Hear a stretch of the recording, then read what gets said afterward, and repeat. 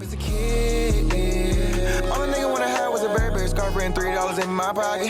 Instead I got beat with a switch, but I don't give a fuck, but it's on my body. Scars all up on me, but I run around from everybody. Life lesson learned, I better learn from this bitch, nobody. She pushed me around, she didn't give no motherfucks about it. She broke my heart 3 times, but I ain't getting... Should Raheem Morris be the permanent head coach for the Atlanta Falcons? Now, for those of you guys who don't know who Raheem Morris is currently the interim head coach for the Atlanta Falcons. He took over a couple of weeks ago when the Atlanta Falcons fired Dan Quinn. And ever since Raheem Morris has become the interim head coach for the Falcons, they've been 3-1. And this Falcons team under Raheem Morris looks like a completely different team than it did under Dan Quinn. I mean, they're finishing games. They're not blowing leads. I think the only game that they blew a lead in under Raheem Morris was against the Detroit Lions, which was because Todd Gurley, instead of taking the knee, he went ahead and he scored a touchdown, which gave the Detroit Lions opportunity to go down the field, which Detroit went down the field and scored and won the game. But other than that, that was the only loss that Raheem Morris has suffered ever since he's became the interim head coach for the Falcons. He destroyed the Minnesota Vikings week 6, 40-23. Week 8, they beat the Carolina Panthers, which the Panthers are a pretty solid football team. And just recently, they defeated the Denver Broncos 34-27.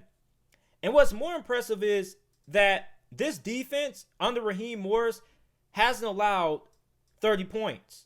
The most points that this defense has allowed has been 27, which came against the Denver Broncos.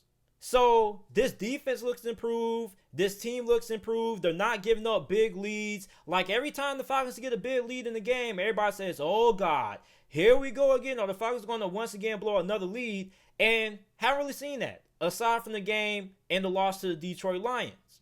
So if you're a Falcons fan, you got to be looking at Raheem Morris. You got to be saying, if Raheem Morris keeps this up, should he be the Falcons head coach permanently for the next couple of years or so? Now, here's what I think about this. I think that at the end of the season, when you're going through the process is bringing in new head coaches for interviews, Raheem Morris has to be the guy who has to be first in line. And me personally, I would hire Raheem Morris. And the reason why is because I don't think there are really any other good head coaching candidates out there aside from Eric Bieniemy, the offensive coordinator for the Kansas City Chiefs, and defensive coordinator for the 49ers, Robert Saleh. Now, I don't really know how hot of a commodity Robert Saleh still is because, the 49ers have dealt with a lot of injuries, so I don't really know how people still feel about Robert Saleh. But we know Eric Bieniemy is pretty much going to be the hottest head coaching candidate this upcoming offseason, and he pretty much will be going to the Houston Texans, partner up with Deshaun Watson. So when you look at the coaching carousel, not really a lot of hot names out there. I think if I'm the Atlanta Falcons, if you can't get Eric Bieniemy, I think Raheem Morris would be the next best thing. And I know it may be a little bit too early to jump on the Raheem Morris bandwagon as him becoming the new head coach for Atlanta, but think about it this way. Think about how this team has responded to Raheem Morris. And remind you that this is an Atlanta Falcons team that a lot of people are saying that they should just go ahead and tank, try to get a guy like Trevor Lawrence or try to get Justin Fields. And instead of tanking, this team is actually coming up and they're performing really well. And it's not like they beat any completely bad teams. Like, they have played some bad teams, but they have beaten a pretty good team, a pretty good Carolina Panthers team. And they beat the Denver Broncos, which the Denver Broncos are right in the thick of things in terms of the playoff race. So they beaten 2 above average teams and they beaten 2 bad teams ever since Raheem Morris has been the interim head coach. And for Raheem Morris, the way this team has responded has been impressive.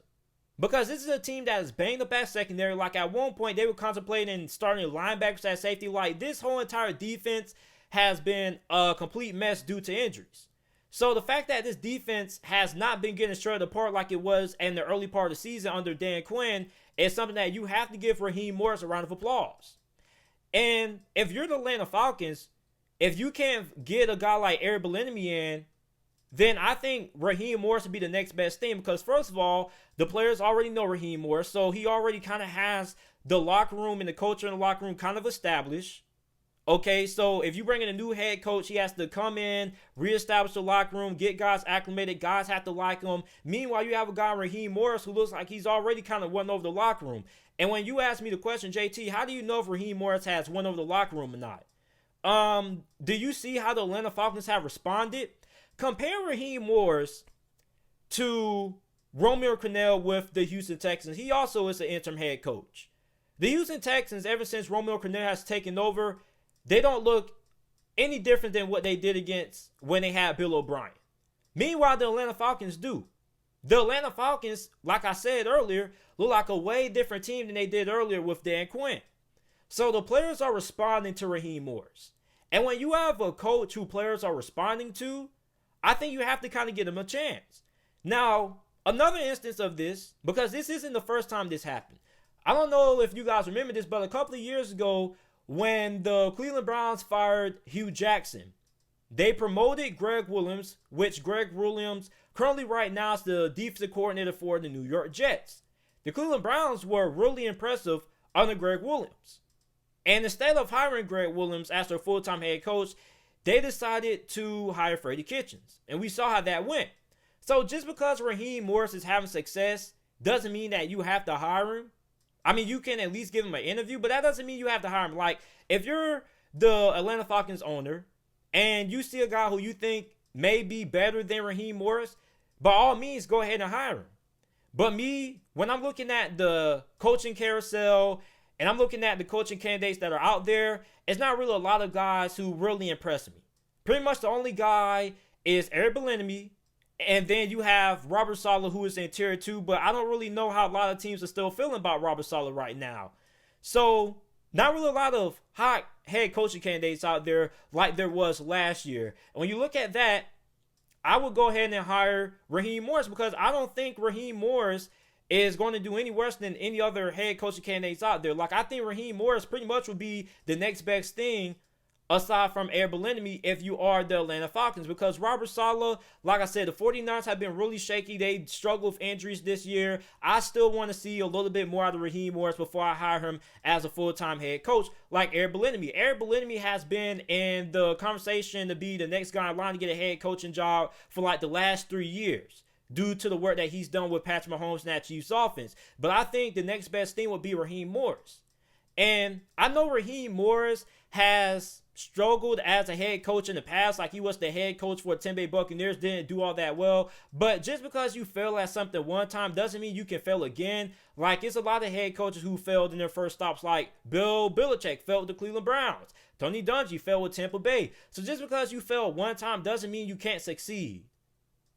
And that's just in life in general. Just because you fail one time at something doesn't mean you shouldn't be given another opportunity. Now, if Raheem Morris is given another opportunity and he stinks, albeit, I think Raheem Morris is the second best option currently right now on the head coaching market. And for the Atlanta Falcons owner, I mean, I will hire him, because I don't think you're going to get Eric Bieniemy. I think Eric Bieniemy, without a doubt, is going to the Houston Texans with Deshaun Watson. I think he's just a better fit there. And with Raheem Morris, the way that he's been performing right now as an interim head coach, I think you have to have him as number 2 on your list behind Bieniemy. So when you look at how the locker room is responding to Raheem Morris, and you look at how this Atlanta Falcons defense has had a complete overhaul ever since he's taken over, you have to take that into consideration. So me personally, I will hire Raheem Morris, because I don't think there are any better coaching candidates out there that I can think of off the top of my head that would be better than what Raheem Morris is right now. And just because Raheem Morris failed in Tampa Bay doesn't mean he's going to fail again with Atlanta. So, you guys let me know how you guys feel about Raheem Morris being a permanent head coach for the Atlanta Falcons. I say, hey, why not give him a shot?